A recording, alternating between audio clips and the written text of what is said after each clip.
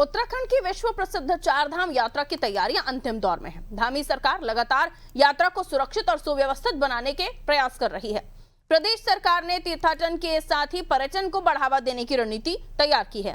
पर्यटन मंत्री सतपाल महाराज ने बताया कि सरकार तीर्थाटन और पर्यटन से जुड़े सभी व्यवस्थाओं को सुधारने और व्यवस्थित करने में लगी हुई है।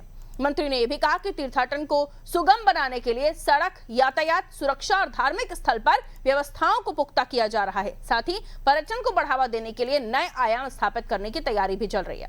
उत्तराखंड सरकार का लक्ष्य चारधाम यात्रा को सुरक्षित, सुव्यवस्थित और पर्यटकों के लिए आकर्षक बनाना है। चारधाम यात्रा की तैयारियों को अंतिम रूप दिया जा रहा है। किस तरह से तैयारी की जा रही है, बातचीत करने के लिए हमारे साथ मौजूद हैं उत्तराखंड के धर्मस्व पर्यटन मंत्री सतपाल महाराज जी। महाराज जी, किस तरह से आप तैयारियों को अंतिम रूप दे रहे हैं? चारधाम की यात्रा जो है हमारी तैयार हो चुकी है पूरी। चारधाम यात्रा में पंजीकरण का कार्य 6 मार्च 2026 से प्रारंभ हो गया है।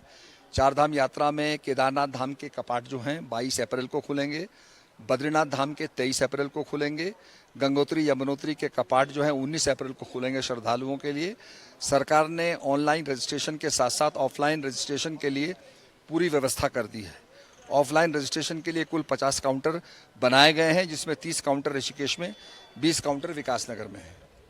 महाराज जी, जो पिछली बार यात्रा हुई थी, सफल आयोजन इसका रहा, बड़ी संख्या में श्रद्धालु दर्शन करने के लिए यहाँ पहुंचे थे। क्या उस यात्रा के अनुभव के आधार पर भी आप लोग तैयारी आगे बढ़ा रहे हैं?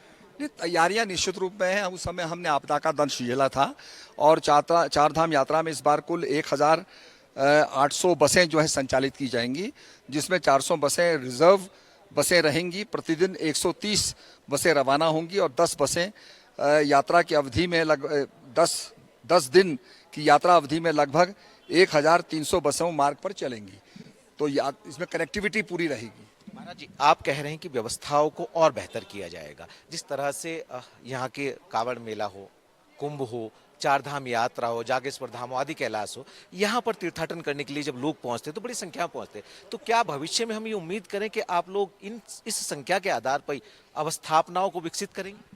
नहीं, वो तो हो ही रही है विकसित। आपको पता है, होम स्टे का निर्माण हो रहा है, होटलों का निर्माण हो रहा है, तो अवस्थापना सुविधाएं तो उनका विकास तो हो ही रहा है।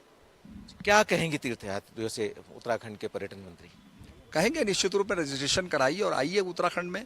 और यहाँ के जो हमारे ऑफ ट्रैक जो हमारे बड़े सुदूर क्षेत्रों में हमारे जो यहाँ धार्मिक स्थल हैं, उनका भी अवलोकन कीजिए। चारधाम यात्रा ही नहीं बल्कि चारधाम के अलावा और जो हमारे गुप्त स्थल हैं उनका भी दर्शन प्राप्त कीजिए।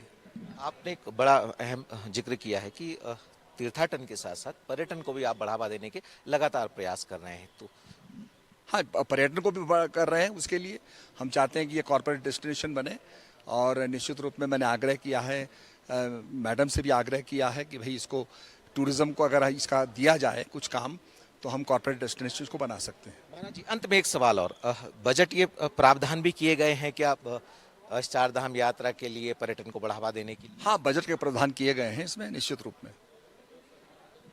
बहुत बहुत शुक्रिया हमसे बातचीत करने के लिए। आपने सुना सतपाल महाराज जी को, जिन्होंने बताया कि किस तरह से जो है वो चारधाम यात्रा की तैयारियों को अंतिम रूप दिया जा रहा है और साथ ही साथ तीर्थाटन के साथ पर्यटन को बढ़ाने के भी लगातार मंत्रालय के स्तर पर प्रयास किए जा रहे हैं। अपने सहयोगी कैमरामैन जोगिंदर के साथ सोनू सिंह, अनादि टीवी, भरारी से।